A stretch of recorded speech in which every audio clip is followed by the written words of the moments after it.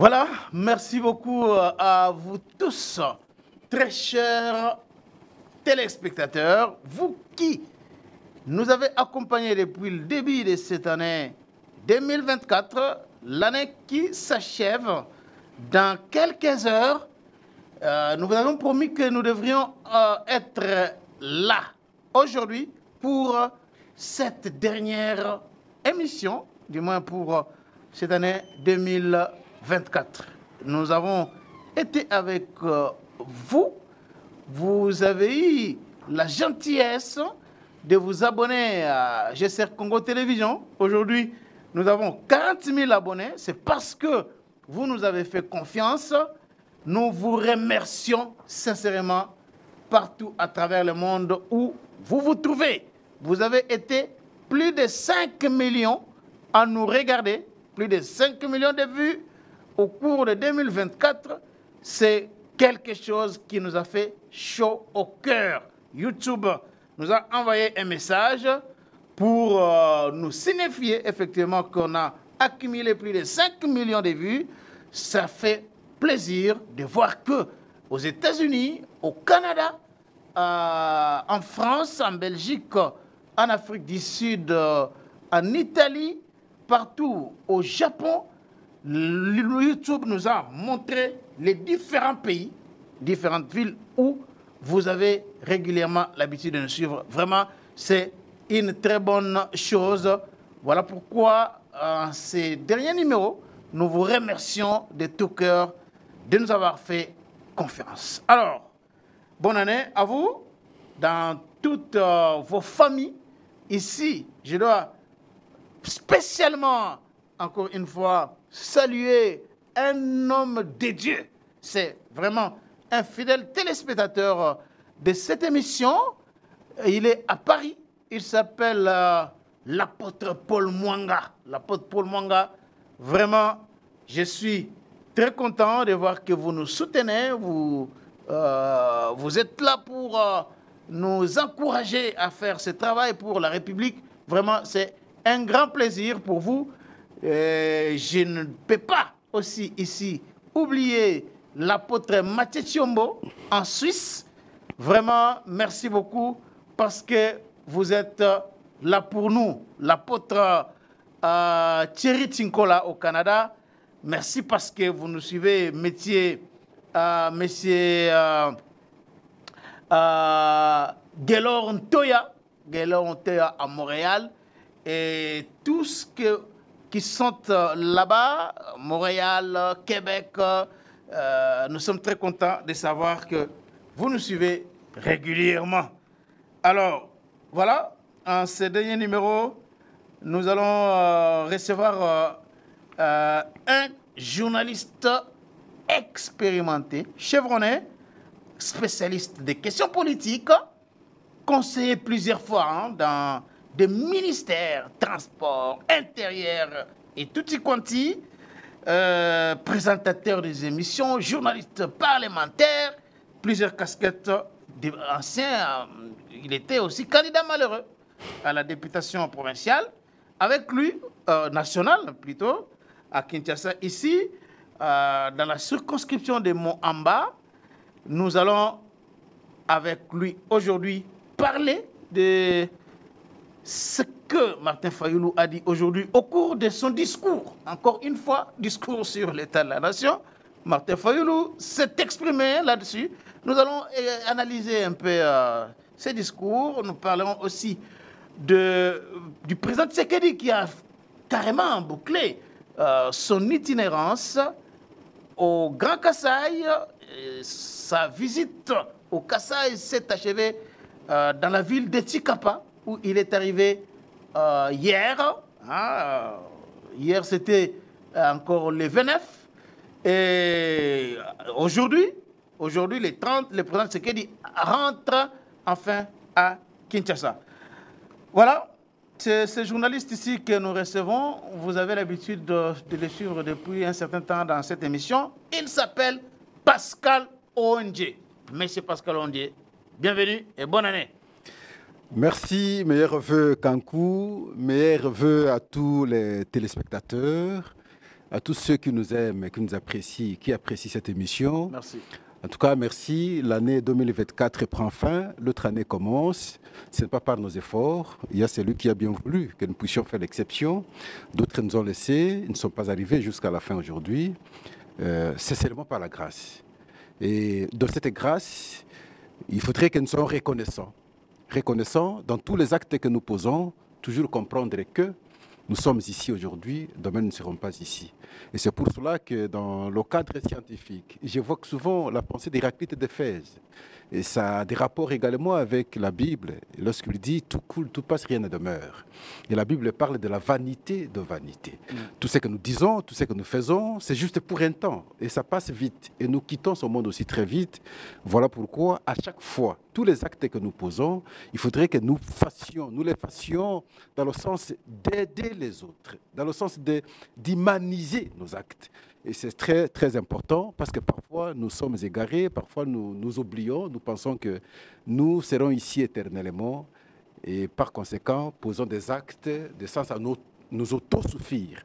Cela concerne directement d'ailleurs les dirigeants à pouvoir comprendre qu'ils sont là pour les autres. Et voilà pourquoi il faut poser les actes pour les autres, pour les générations à venir, et cela pour l'intérêt de la communauté, bien entendu. Merci beaucoup. Nous remercions à l'Éternel Dieu Tout-Puissant, celui qui nous a donné le souffle de vie, celui qui nous a fait échapper des accidents, de la mort, des maladies de toutes sortes, qui auront pu peut-être nous emporter, mais il a été avec nous depuis le début de cette année jusqu'à aujourd'hui. Voilà pourquoi nous rendons hommage à l'Éternel Dieu Tout-Puissant. Alors, M. Pascal Ondié, une question. J'aimerais qu'avant qu'on aborde le thème de ce sujet, il y a encore une fois une polémique qui est née, même si ça fait déjà presque des semaines, la question de la suspension du bourgmestre de Fungurume dans la province de Lualaba, dans les territoires de Lubudi, Fungurume étant la commune rurale, urbano-rurale, dans les territoires de Lubudi. La décision était prise par Madame la gouverneure de la province de Lualaba, Fifi Masuka Saini, et la cause était quoi? La redevance minière qui était payée à la commune de Fungurume, 20 millions de dollars. Il n'y a pas eu de lumière suffisante pour que les bourgmestres justifient la gestion de ces fonds-là. Et la décision était prise par Fifi Masuka. Et cela a créé des tollés jusqu'aujourd'hui à Kinshasa. Il y a des gens qui, apparemment, deviennent des communicateurs de ces bourgmestres-là, qui défendent ce que fait les bourgmestres là-bas en opposition avec ce que Mme Fifi Masuka a reproché au bourgmestre. Quelle est l'analyse? Je veux être brutal. Vraiment, je veux être brutal. Que la décision respecte la procédure. Que la décision ne respecte pas la procédure de suspension, la décision est la bienvenue. On n'aurait même pas un débat, Kankou.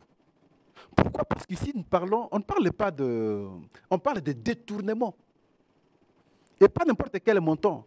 On parle de 20 millions de dollars américains en République démocratique du Congo. Dans quel territoire où les gens sont dans des conditions difficiles? Un individu, n'est-ce pas, soupçonné d'avoir détourné 20 millions. Et je ne veux plus parler de soupçonné parce qu'il y a des rapports. Dans cette question, peut-être que vous n'êtes pas informé. Il y a le rapport de l'Assemblée provinciale. Et c'est l'occasion, d'ailleurs, pour moi de pouvoir saluer le président de l'Assemblée provinciale, Jean-Marie Kasséa, pour le compte de Lualaba, d'ailleurs. C'est extraordinaire. Le rapport démontre effectivement qu'il y a eu détournement. Sur les 20 millions en question, le rapport démontre qu'il y a eu très mauvaise utilisation des fonds. 80% auraient servi pour le fonctionnement interne de son cabinet. 20% simplement auraient servi pour les travaux publics. Allez-y comprendre. Est-ce qu'un fonctionnement d'un cabinet, je ne sais pas de quelle personnalité du pays, vous prenez sur les 80%, les 20 millions de dollars américains, 80%. Imaginez 80% sur les 20 millions, c'est comme À peu je près crois 18 16 millions. de dollars, mais c'est scandaleux. Hein? Et 16 ça, millions c'est de dollars. pour l'individu. Je crois qu'à un certain moment, nous devons avoir ce dépassement de sursaut. Si j'aborde la question de façon brutale, c'est une façon, de mon point de vue, de m'opposer au télégramme du ministre de l'Intérieur. Il n'aurait fallu même pas prendre un tel télégramme. Il n'aurait pas fallu. Encore que les institutions provinciales qui vivent ensemble maintenant avec ces animateurs des ETD vous disent qu'il y a ça. Vous ne pouvez pas. Le télégramme est là pour le ministre, ça ternit même son image. Parce que, comme qui dirait, il défend un détourneur. Or, ici, le combat est de travailler pour le peuple et combattre maintenant ces actes, ce genre d'actes. Mais vous ne pouvez pas, ministre de l'Intérieur, prendre un télégramme, comme qui met en cause maintenant la décision de la gouverneure, et pourtant une décision saluée par tout le monde, du fait qu'il y a eu des détournements des fonds publics. La redevance minière, ce n'est pas l'argent qu'on donne aux individus. Pourquoi on débourse cet argent? Vous avez quand même une expérience là-dessus parce que vous étiez conseiller au ministère de l'Intérieur. Exactement. La logique, c'est que lorsqu'on constate, par exemple, s'il y a une mine, il y a de minerais, on doit maintenant installer une mine pour, en tout cas, extraire ces minerais. Mais à côté, il y a des villages, les gens y vivent. Lorsqu'il faut faire ces travaux de mines, on va ravager l'écosystème. La population qui, généralement, nous connaissons comment nous vivons de la chasse, de la pêche, ainsi de suite. Les eaux seront, en tout cas, polluées, la forêt sera ravagée, ainsi de suite. Mais en contrepartie, il faut maintenant des fonds qui feraient que ils s'organisent autrement.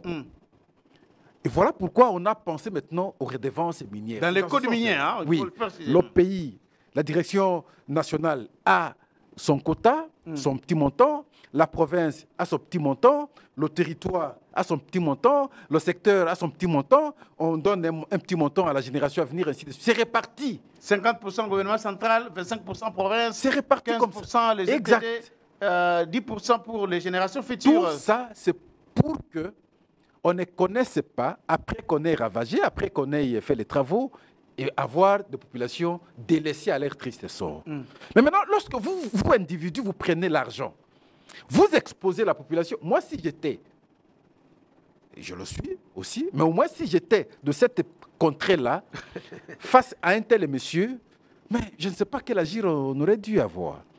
Donc ici, je pense qu'il faut des sanctions sérieuses. Encore que, surtout pour le ministre de l'Intérieur, lorsqu'il a le rapport des inspecteurs de la territoriale, c'est le secteur qui les concerne directement. Mais il ne peut que faire foi à ce rapport-là. Alors maintenant, il y a une suspension. La suspension, c'est pour permettre aussi que les enquêtes puissent continuer de manière libérée.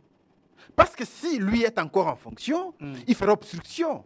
Il faut maintenant laisser les enquêtes et faire disparaître les traces, hein? Pour qu'on sache effectivement ce qui s'est passé. Et donc ici, substantiellement, nous devons saluer la décision qui a été prise par la ministre la gouverneure de province. Madame Fifi Masoka. Je salue ici également les députés provinciaux à travers leurs commissions. Ah, bien entendu, ils ont leur président, que j'encourage. Le fait d'avoir mené une enquête qui démontre effectivement qu'on a mal géré les fonds, et c'est une façon, bien entendu, de travailler pour la population. Si c'était d'autres députés, ils seraient peut-être aussi corrompus. Et puis, bon, c'est fini, on enterre la situation et puis c'est passé. Au préjudice de la population, une fois de plus. Donc, moi, j'encourage que la décision soit d'application, que le monsieur Lessin Kaleng, toujours suspendu jusqu'à aujourd'hui. Ntamb. J'aurais même l'impression de citer Ntamb. Oui. Donc, qu'il soit suspendu, que la décision soit maintenue, que les enquêtes les enquêtes continuent, qu'on établisse définitivement les responsabilités. Mais jusqu'ici, moi, je fais foi au rapport déjà présenté par l'Assemblée provinciale. Très bien. Le président de l'Assemblée provinciale du Lalaba, Jean-Marie Kassé Tchingambo, avec Madame la gouverneure Fifi Masoka, c'est vraiment un tandem. Mais qu'on ne nous embrouille pas, non, il faut lire telle loi dit ceci. Nous, on n'a pas besoin de ça aujourd'hui. On a besoin juste d'avoir la lumière On n'a pas besoin de dire l'utilisation de ces fonds. est-ce que la gouverneure a droit de suspendre un bourgmestre ou un administrateur? Est-ce que on n'a pas besoin de ça. Nous, ici, le problème, c'est l'argent. Le détournement. Et ça fait mal. Qu'est-ce que vous voulez?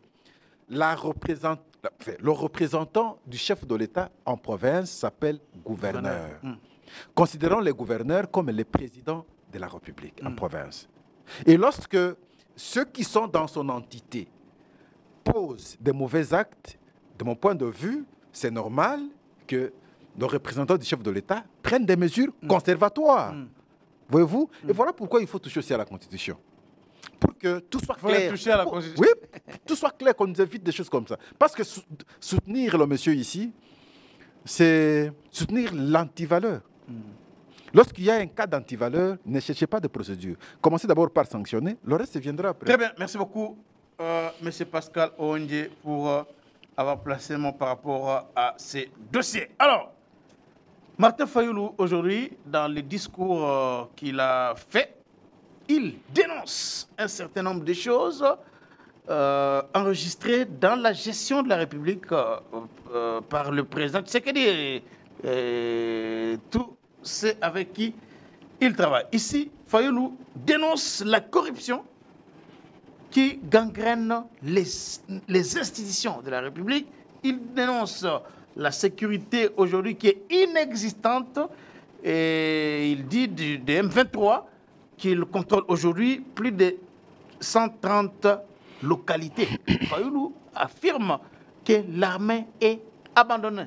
Arrêtons-nous d'abord sur ce point que je viens d'épingler. Est-ce que ce tableau sombre que Martin Fayoulou a décrit aujourd'hui ne reflète-t-il pas effectivement le vécu quotidien, ne reflète-t-il pas effectivement ce que connaît la République aujourd'hui, l'état dans lequel se trouve la République aujourd'hui? L'état de la nation. Ça veut dire qu'on présente la situation générale de la nation dans chaque secteur. Et le rapport doit provenir des responsables des secteurs. Ça veut dire ceux qui ont la charge de l'État de pouvoir gérer dans chaque secteur. Et c'est ce rapport combiné et sélectionné qui fait que c'est lui qui a l'autorité sur ces institutions, les présente au niveau de la nation, pas à travers une télévision, mais à travers les représentants du peuple qui sont au Parlement, repartis en 2 chambres, et il fait une restitution auprès d'eux pour le compte de la population. Mais ici, j'ai l'impression, après avoir vous présenté la procédure, je crois que le concept n'est pas le bienvenu. C'est une analyse. C'est le président élu, hein? Non, je considère de mon point de vue qu'il a fait une analyse sur les différentes situations du pays, comme nous le faisons chaque jour aussi. Il n'y a pas de différence. Non, alors, il commence, il dit, la corruption qui gangrène le pays. Il faut reconnaître les efforts qui sont fournis aujourd'hui. Avec les IGF, avec tout. Il faut reconnaître ça. Hier, on n'en avait pas. On détournait, mais on ne savait pas retracer. Vous vous rappelez de différents rapports représentés par Louzolo à son temps. Sans suite, lettre morte. On a connu des cas. Avec tolérance zéro, hein, les concepts. Donc, tout ce que nous faisons toujours bon d'avoir 2 tableaux en face afin de comparer et pouvoir apprécier si on est en évolution ou en régression. Mais lorsque l'argument qui vient aussitôt en tête, parce qu'il y a un élan, c'est toujours de critiquer et de tout rejeter, et là, ce n'est pas aussi bon pour un scientifique. Parce que la démarche d'un bon scientifique doit être dialectique. Il y a le pour, il y a le contre, et il tire la synthèse. Et là, la thèse, l'antithèse, la synthèse. Vous serez apprécié, mais malheureusement, ce n'est pas respecté. Deuxièmement... Mais est-ce que arrêtons-nous quand même un instant, monsieur Pascal Oondje. Tout ce que Fayoulou dit ici, la corruption, on a vu des gens détourner des millions de dollars, faire une promenade de santé en quelque sorte dans la prison de Makala. Et puis, aujourd'hui, ils sont libres. Hein? Il y a des gens qui ont détourné des millions. Oui. Aujourd'hui, ils sont libres en train de consommer ces millions-là. Si Fayoulou le dit, n'a-t-il pas raison? Non. Il n'a pas raison. Pourquoi? Parce que ce pays ne commence pas aujourd'hui. Nous, on n'encourage pas. Je n'encourage pas lorsque la justice ne fait pas bien son travail. Ne fût-ce que sur le plan pédagogique. Mais ça dérange l'individu qui, on arrête, et la presse en parle, il a détourné. Même si vous allez sortir demain, Kankou, mais ça vous colle dans votre peau. J'étais sur un plateau de télévision aujourd'hui avec Joël Ekiteng. Il appelle l'autre, père de famille, quelque chose comme ça. Un père de famille. Et après l'émission, je pose la question, père de famille, c'est qui? Ils m'ont cité un nom de quelqu'un qui, tous nous parlons, qu'il a détourné l'argent de l'État. Mais je ne veux pas citer son nom ici comme ça. Voyez-vous, ça vous travaille. Quand vous passez, et lorsqu'on a déjà dit que quand quoi détourner autant d'argent, vous passez, vous pouvez avoir une belle veste, vous pouvez être orgueilleux, je ne sais pas. Mais on va vous identifier. Oui, celui-là, il a détourné autant d'argent du pays. Mouyibi. C'est ce que Tshisekedi a fait, le régime de Tshisekedi a fait. Ça détruit votre image. Mais vous continuez à consommer vos millions. Hein? D'accord, peut-être que la justice n'aura pas bien fait. Ça normal. Non, il aurait fallu que ces gens-là restituent quand même des millions. Il y a des gens qui meurent dans ce pays alors qu'eux peuvent détourner des millions et ils continuent à se la couler. Ce n'est pas que je trouve cela normal. J'ai commencé par vous démontrer que la justice aussi nous rend mauvais service, n'est-ce pas? Très bien. Mais seulement, il faut encourager maintenant l'élan. Ça commence quelque part, il faut que ça continue. Donc, lorsque c'est établi effectivement que telle personne a détourné, il faudrait qu'il y ait des sanctions qui vont servir d'exemple pour les autres. Et donc, pour ça, vous allez vous rendre compte qu'il y a cet effort qui est fourni, même si ce n'est pas satisfaisant. Et ce n'est pas épinglé par Fayoulou, c'est ce que vous voulez dire? Oui, il faudrait qu'il commence par dire, oui, je vois les efforts qui sont fournis, mais ça continue, les gens continuent toujours à détourner l'argent. Est-ce que c'est ça le rôle vraiment d'un opposant? Non, mais tel que Fayoulou, là, il doit jeter des fleurs. Il y a opposants et opposants. Il y a opposants intellectuels et opposants comme ça. Si vous considérez comme un intellectuel, demain qui va jouer le rôle de l'alternance, vous devez prêcher par un exemple. Votre discours doit être différent, n'est-ce pas, des autres qui font des incantations inutiles. Voyez-vous, la différence à ce niveau-là, et ça va tirer une bonne substance. Alors, sécurité inexistante, M23 contrôle 130 localités, l'armée est abandonnée.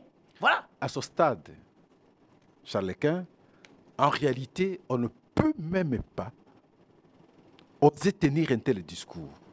À partir du moment où nombreux de nos frères ont pris les armes, ont accepté de nous sécuriser, ils sont au front. Et tenir de tels propos, c'est comme qui ne reconnaît pas le travail qu'ils font. C'est cracher sur nos militaires qui meurent au front chaque jour? Exactement, ça c'est cracher sur leur mémoire. Et ne pas reconnaître maintenant le travail de militaires au front. Et pourtant, aujourd'hui, nous parlons des territoires, enfin, de localités récupérées. À quel moment il a eu le temps d'énumérer les différentes localités?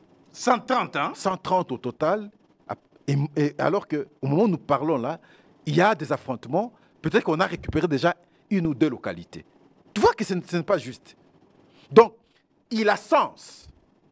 Le fait que le M23 ait récupéré des localités. Vous appelez ça insensé? Mais il a sens. Mais il ne sait pas maintenant, n'est-ce pas, encourager ses militaires à pouvoir continuer à récupérer les localités comme ils le font aujourd'hui. Donc le fait qu'il constate que l'armée est abandonnée, la sécurité est inexistante. Est-ce que l'armée est abandonnée? À ce jour, je peux vous dire, les militaires sont correctement servis, correctement traités. Les moyens qu'on envoie arrivent sans problème. Tout ce qu'ils ont besoin arrive. Prière était que lorsqu'on envoie les armes, les munitions qui arrivent, c'est une incompatibilité. Mais aujourd'hui, ce n'est plus le cas. Hier, c'était que vous êtes là, on vous dit de bombarder, mais vous bombardez maintenant vos propres compagnons. Mais aujourd'hui, ce n'est pas le cas. Tout semble être structuré aujourd'hui. Et lorsque c'est structuré, c'est aussi bon. Lui, s'il tient aussi un bon propos pour les militaires, ça peut aussi encourager les militaires au front. Mais lorsqu'il tient un propos contre les militaires, et si eux se rendent compte qu'ils font le travail, qui n'est pas reconnu par quelqu'un qui prétend aussi avoir des responsabilités domaine, responsabilités d'État domaine, ça n'affiche pas aussi une bonne image.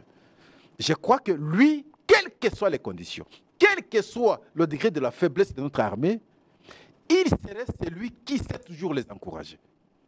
Parce que l'armée n'est pas l'armée de Tshisekedi. Mais il a toujours plaidé pour qu'on donne plus de moyens à l'armée, hein, Martin Fayulu. On a voté la loi sur la programmation militaire pas longtemps, la loi qui n'existait pas. Est-ce qu'il a salué ça? Non, il faut savoir saluer les efforts. Moi, même la formation des militaires, vous savez qu'au Congo aujourd'hui, on forme beaucoup de militaires dans tous les secteurs. On a recruté beaucoup de jeunes, Est-ce qu'il sait dire que si nous avons eu l'armée fragile, c'est parce que nous avons été fortement infiltrés? Et ceux qui nous ont infiltrés, c'est ceux avec qui il compte collaborer aujourd'hui. Je vais citer Joseph Kabila avec son équipe. Ah bon? Mais c'est lui qui était président de la République à son temps. Nous avons eu beaucoup de généraux, de généraux rwandais. Souvenez-vous de la déposition de Bosco Ntaganda à la Cour pénale internationale. Général de son État, arrêté. On lui pose la question, dans quelle langue sentez-vous à l'aise à pouvoir vous exprimer? Il dit, je me sens à l'aise en Kinyarwanda. On continue avec la question. Est-ce qu'au Congo, on parle au Kinyarwanda? Il dit, moi, je ne suis pas sujet congolais, je suis sujet rwandais. Ah, mais comment? Si vous êtes sujet rwandais, mais comment vous êtes devenu général dans un autre pays? Il dit, ne me posez pas la question, posez la question à celui qui m'a donné ce grade. Qui, cette personne? C'est Joseph Kabila. Pas seulement lui, il y a beaucoup d'autres généraux. Vous aviez vu d'autres faire la défection, rejoindre le 1-23. Non plus on a connu des cas comme ça. Est-ce qu'il sait dire que notre armée a été infiltrée, fragilisée? Voilà pourquoi nous n'étions pas en mesure de vaincre l'ennemi. Et aujourd'hui, au moment où le travail a été fait, on est parvenu à identifier les éléments dangereux. Si on n'est pas parvenu à le faire quitter directement le corps militaire, au moins on change les positions des commandements et les choses s'organisent autrement. Est-ce qu'il sait saluer cela? Je pense à ce jour, encore que c'est une question de vie ou de mort pour les Congolais, il ne peut pas tenir un tel propos comme si, en tout cas, les militaires au front ne faisaient rien, alors qu'ils sont en train de faire la guerre. Oui, et c'est vrai, mais lorsqu'on parle quand même de 130 localités... Non, mais j'ai mis en cause 130 localités. C'est faux. Vous avez quel nombre? Si vous mettez ça en cause, vous avez je ne peux pas avoir le nombre du fait qu'ils sont... Mais c'est lui a les nombres. Comment vous rejetez les nombres alors que vous n'en avez pas? Mais je rejette pourquoi? Parce que scientifiquement, ce n'est pas justifiable. Je vous ai dit, il y a guerre au moment où nous sommes en train d'échanger, il y a affrontement. On peut récupérer, n'est-ce pas? Et nous sommes en train de récupérer les villages. Et c'est comme ça que le chef de l'État a pu même dire la fois passée qu'ils sont... Il a dit quoi? Ils sont les politiques et des sorciers. Des sorciers. Pourquoi ne pas reconnaître ce qui est fait? Là, quand même, c'était fort aussi. Oui, peut-être que c'est fort, mais on peut trouver un autre concept. Mais pourquoi ne pas reconnaître ce qui est fait? Pourquoi ne pas reconnaître? Parce que... Mais c'est l'opposition. L'opposition n'est pas là pour applaudir. Tu sais qu'il était dans l'opposition. Il n'avait jamais applaudi ce qui s'est passé dans l'armée. Hein. Voilà. Il lui retourne. Vous pensez que si ce que Tshisekedi avait mal fait hier, nous devons applaudir aujourd'hui et ça doit nous servir d'exemple? Mais si les opposants pensent que c'est ça la méthode pour avoir de la popularité, pour avoir les soins de la population, donc ils sont en train là. Où est le problème? Vous dites en d'autres termes, ils sont en train d'imiter ce que Tshisekedi faisait hier. Ils les faisaient ensemble. Parce qu'ils étaient avec Tshisekedi dans l'opposition. À ce moment-là, ils ne seront jamais forts parce que c'est lui qui a monté ces stratégies-là, va les contourner parce qu'il comprend tout. Et je vous avais dit même la fois passée, que ce soit Martin, que ce soit Moïse, tous sont allés apprendre l'opposition à l'UDPS. Très bien. Alors, diplomatie défaillante, Dixit Fayulu. Donc il faut dire avec insistance que notre armée n'est pas abandonnée. Notre armée, par contre, est correctement accompagnée aujourd'hui. Elle monte en puissance, hein, avec oui. Je pense que le fait qu'on récupère des localités aujourd'hui, Bouléoussa, pas seulement le fait qu'on récupère les localités, mais le sérieux qu'on a mis dans l'organisation de l'armée. Ça peut ne pas se faire à court terme, mais à long terme, ça va produire des fruits. Tout à fait. Mettez-vous à l'aise, ça va produire des fruits. Et de ce point de vue, on ne peut pas dire que l'armée est abandonnée. L'armée, aujourd'hui, est accompagnée, en tout cas, est soignée, et les formations sont faites. C'est dans les temps que ça va produire de bons fruits et tous nous serons reconnaissants. Mais comment vous réagissez lorsque vous voyez les M23 aujourd'hui produire plusieurs communiqués? On n'a jamais connu ça depuis que l'AFC de Nanga est là avec les M23. Plusieurs communiqués démontrant la dangerosité des affrontements entre les FARDC et l'armée rwandaise, disons des choses telles qu'elles sont, et voulant aujourd'hui privilégier les dialogues. Comment analysez-vous ça? Et vous avez suivi les appels répétés pour qu'il y ait cessé les faits. On demande à ce qu'il y ait cessé les faits. Doit-on encourager de cesser les faits pour privilégier le dialogue ou carrément continuer à ouvrir les faits qui peuvent occasionner la mort des Congolais? Le président Martin Fayoulou s'opposerait à ceux qui appellent au cessez-le-feu. Comme tout citoyen, comme tout patriote, il dirait maintenant que notre armée commence à récupérer les villages, ne nous appelez pas au cessez-le-feu. Mais ça, ce n'est pas dit. Ceux qui appellent les différentes communications multipliées de M23, c'est avec une seule raison simplement. Parce qu'hier, c'était lorsqu'on avançait un peu, on nous rappelait. Lorsque nos militaires avançaient un peu, on leur demandait de se replier stratégiquement. Aujourd'hui, ces appels n'existent plus. Ces appels partaient de Kinshasa, ici. Maintenant, on a une communication contraire. Vous avez récupéré un village, cherchez encore à récupérer un autre. On les pousse plutôt à attaquer qu'à se retirer stratégiquement. Voilà pourquoi, lorsqu'ils ont compris qu'ici, il y a une certaine détermination, on donne l'impression que nous aussi, nous sommes forts, nous allons rebondir. Et vous n'allez pas percer nos barrières. Aujourd'hui, on perce, on avance. Et lorsqu'on avance, maintenant, on veut nous ramener maintenant aux échanges. Je vous avais dit la fois passée que les différents fonds que l'OM23 a ouverts, c'est simplement pour faire passer un message à l'international que c'est avec nous qu'il faut discuter et non avec le Rwanda. Et vous verrez que les fronts sont ouverts simplement lorsqu'on a annoncé la date du 15 pour les échanges entre les deux présidents congolais et président rwandais. Et c'est comme ça que le M23 s'est éclaté en plusieurs fronts. Mais alors maintenant, nous avons aussi compris cela, et parce qu'eux veulent faire comprendre, faire consommer à tout le monde qu'ils sont forts, qu'il faut discuter avec eux. Et nous voulons aussi leur faire comprendre que vous n'êtes pas forts, nous ne voulons pas discuter avec vous. Et nous ne serons pas, même s'il faut discuter avec eux, on ne peut pas les discuter en position de faiblesse. Nous devons avoir une position de force. La position de force proviendra lorsque nous récupérons beaucoup de villages. Laissez-nous avancer. Le président Tshisekedi a dit qu'il ne pourra jamais accepter de discuter avec les M23, même s'ils arrivaient à la porte de l'Union africaine. Je vous avais dit, de la cité de l'Union africaine. Je le dis toujours qu'il a raison. Aujourd'hui, il y a des appels qui se multiplient pour demander le cessez-le-feu et les dialogues entre Kinshasa et les autres afin de diminuer quand même le nombre de morts. Ceux qui demandent le cessez-le-feu, là, c'est les gens qui trouvent un compte de ces bêtises de M23 sur le Congo. Et lorsqu'on comprend qu'il y a un élan de pouvoir les neutraliser, et voilà pourquoi ils nous demandent maintenant de stopper un peu. Et vous allez vous rendre compte, lorsqu'ils ont pris Kanyabayonga, c'est à quel moment? Lorsqu'on avait décrété l'état de siège. Non, pas l'état de siège. On avait décrété... il y a un temps, il y a un moment on appelle quoi là? C'était l'ONU qui avait, les États-Unis je crois, qui nous avaient demandé la trêve. Et pendant qu'on a observé la trêve, ils ont attaqué et puis ils ont pris Kanyabayonga. C'est une stratégie. Si aujourd'hui on ose, en tout cas, on ose obtempérer à ces demandes-là, vous verrez que les autres, le M23, va continuer avec les attaques et ils vont nous surprendre, ils vont récupérer certaines localités. Ça, on ne peut pas accepter. Simplement parce qu'ils ont compris cela, que leurs avantages qui passent par le M23 ne sont plus garantis. Il faut tout faire pour stopper l'élan des FARDC afin qu'on impose maintenant un échange. Mais ici, vous avez Martin Fayoulou qui a relevé un fait en disant que Tshisekedi a commis une erreur. Il a démontré par ces gestes-là qu'il est là avec une diplomatie défaillante, chancelante, en acceptant par exemple la présence des FDLR sur le sol congolais. Est-ce qu'il n'a pas raison de dire ça? Comment on peut accepter que les FDLR se trouvent sur le sol congolais alors que ça n'a pas été démontré jusque-là que Ça, ils sont j'avais encore condamné opérationnels. la fois passée, j'ai toujours condamné la ministre des Affaires étrangères. J'ai toujours condamné la ministre des Affaires étrangères. J'ai démontré que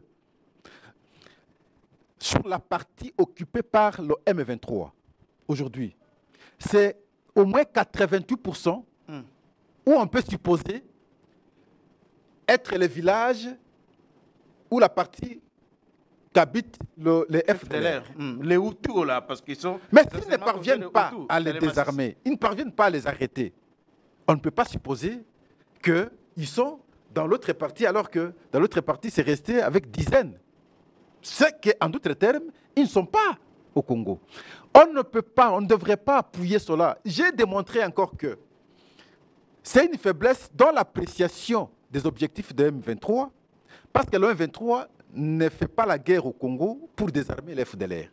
Comme pour dire, lorsque nous désarmons les FDLR, ils vont se retirer et puis c'est fini.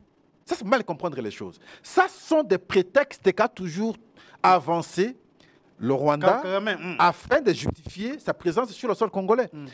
Les objectifs d'un 23 sont connus. C'est ramener les Tutsis qui seraient congolais. Et Paul Kagame a dit qu'ils sont 300 000 en Ouganda. En Ouganda et 100 000 au Rwanda. Que ces Tutsis rentrent maintenant au Congo.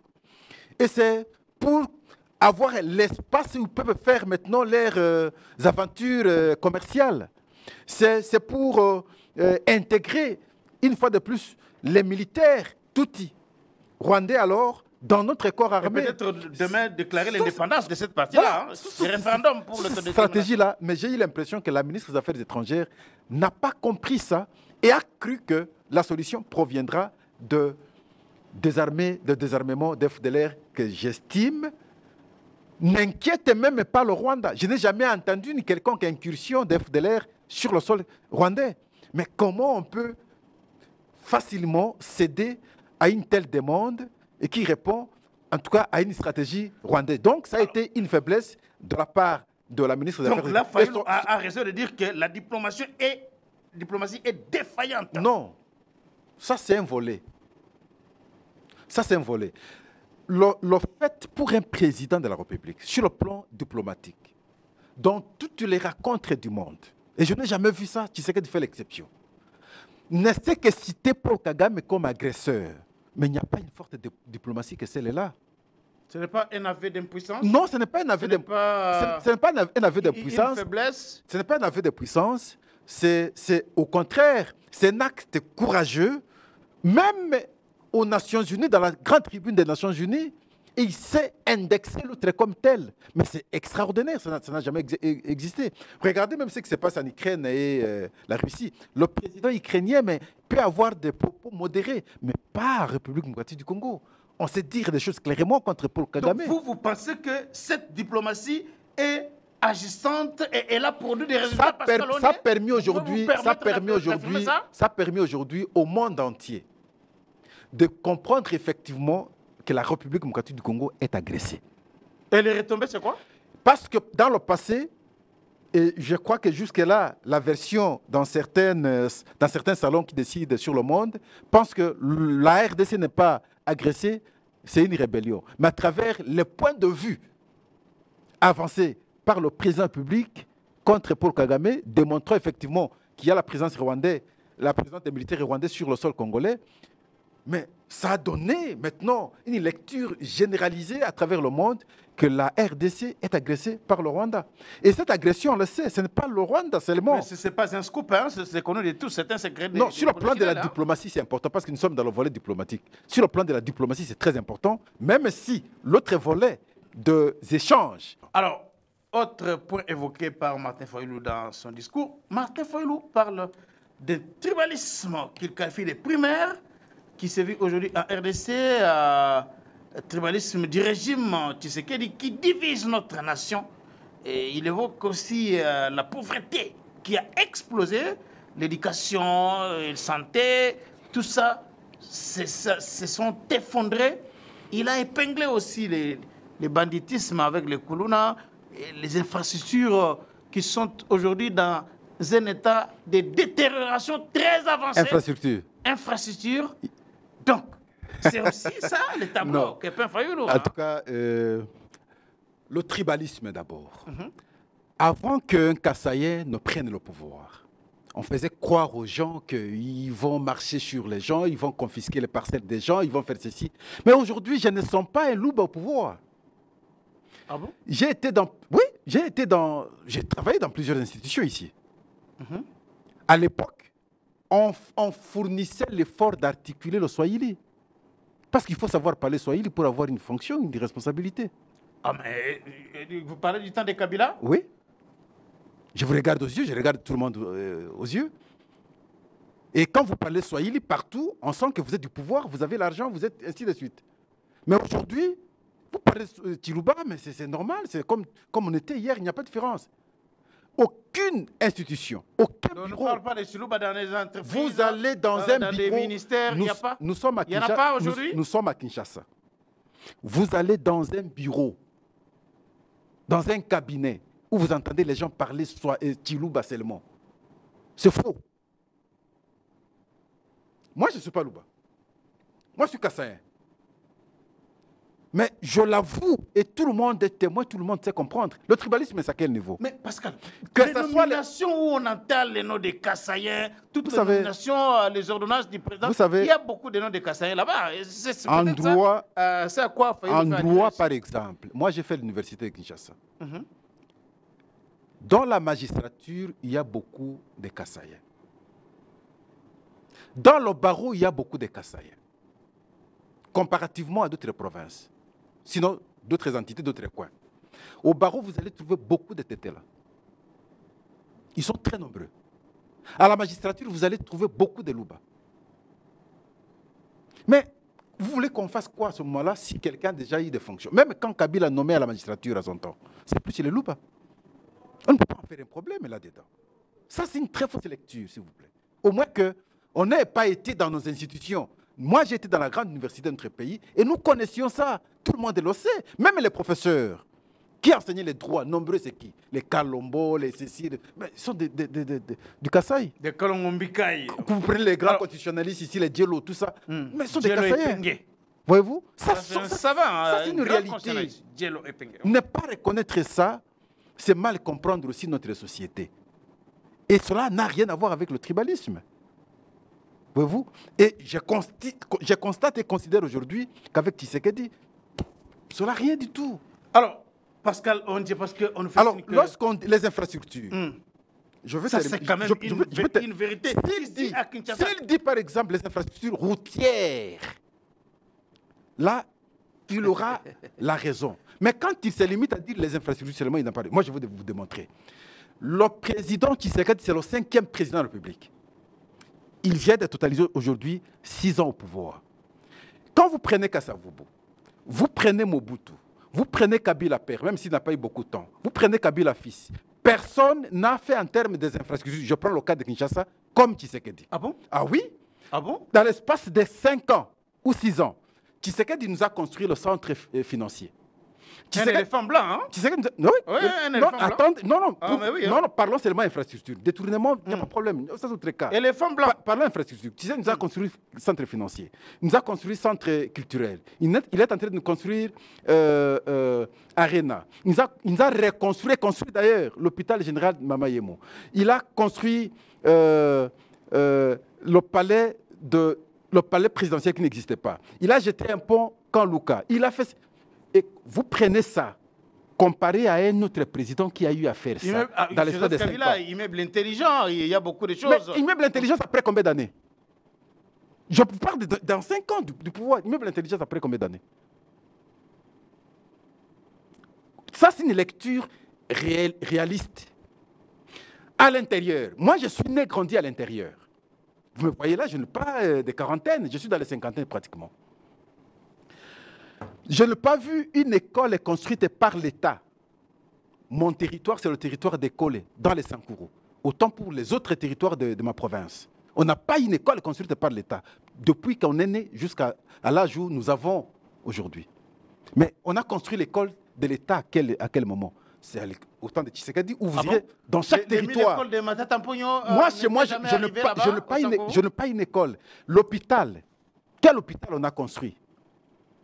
On a eu un bon centre de santé construit par l'État. Chaque territoire aujourd'hui a bénéficié des centres de santé. On a eu un bâtiment administratif où on appelait des zones. Réhabilité, construit par un régime.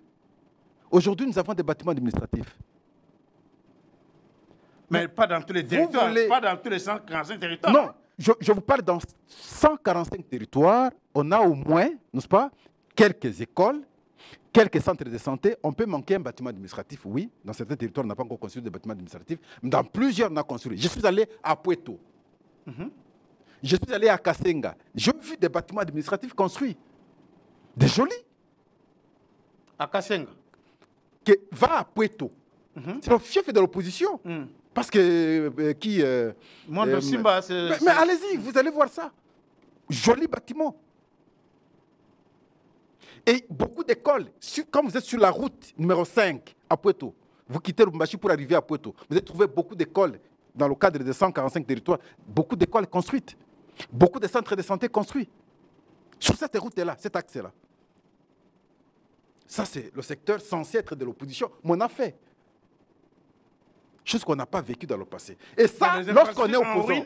Non, les infrastructures en ruine, ça veut dire quoi? Oui, je suis d'accord lorsqu'on parle des infrastructures routières à Kinshasa. C'est là que je fais mon appel de temps en temps. Tout ce que le président Tshisekedi a fait ne sera jamais visible tant qu'on n'aura pas construit ou réhabilité les routes à Kinshasa. Ça ne sera pas visible. Ça ne sera pas visible parce que, comment voulez-vous? On ne sait pas par où passer. Les embouteillages matin, midi, soir. N'est-ce pas? Les véhicules ne savent pas rouler, tombent en panne de temps en temps. Les gens font les pieds. Mais ils ne vont pas apprécier le reste. Le ventre affamé n'a pas point d'oreille. La vie est invivable. Voilà. Si vous réhabilitez les routes et que tout devient fluide, les routes sont bonnes et on voit en même temps d'autres constructions, on dira oui, c'est une exception. Ce que je dis là, sauf... Mais l'État est incapable. Les embouteillages de 5 heures, 6 heures du temps, l'État est incapable. Si Martin Fayulu peut évoquer ça, non. Il a complètement raison. Non, là, c'est comme ça qu'il dit, il fallait qu'il spécifie son argument.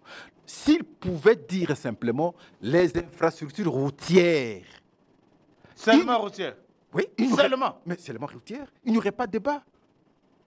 Il n'y aurait pas de débat, il aurait raison totalement. Parce que le vœu de chacun de nous est que les routes soient réhabilitées, les routes soient construites. Mais d'autres infrastructures, il n'aura pas raison parce que je vous ai énuméré. Faites une étude comparative, comparez avec d'autres présidents qui ont eu à gérer l'État pendant plus de 5 ans. Dans l'espace de 5 ans, moi je suis dans l'espace de 5 ans, ils ont construit quoi? Vous avez construit quoi au pays? Mais lui, dans l'espace de 5 ans, je vous cite ces œuvres-là, d'autres, ce n'était pas terminé. Je veux citer beaucoup d'œuvres. Alors, et donc, c'est un peu ça. La fin de l'émission. C'est une particularité. C'est la fin de l'émission. On n'aura pas même si lorsqu'on est opposant, on peut reconnaître un certain niveau. On n'aura pas le temps de parler de l'itinérance du président au Kasaï. Merci beaucoup. Mais ça peut être une conclusion pour moi, c'est le bon. Oui, il était parti parce qu'il était en 2022. Il a fait la ronde. Il est reparti pour voir ce qu'il n'est pas allé au Sankourou. Non, mais ça va arriver. On dit qu'il n'est pas allé à Lomami. Ça va alors arriver. Que c'est quand même il y a d'autres urgences. Il peut reprogrammer, mais au moins, l'objectif était de vérifier ce qu'il avait annoncé, ce qui s'était convenu, si c'est fait, si ce n'est pas fait. Là, il est allé observer, d'autres orientations ont été données. Je crois que c'est une bonne chose, on devrait encourager. Ça, c'est un contrôle qui doit être permanent. Merci beaucoup, Pascal Orondje. Ça a été un plaisir pour nous de vous recevoir pour terminer l'année. Cette émission, la dernière de cette année 2024. Rendez-vous en 2025. Bonne année. Abonnez-vous massivement sur GCR Congo Télévision.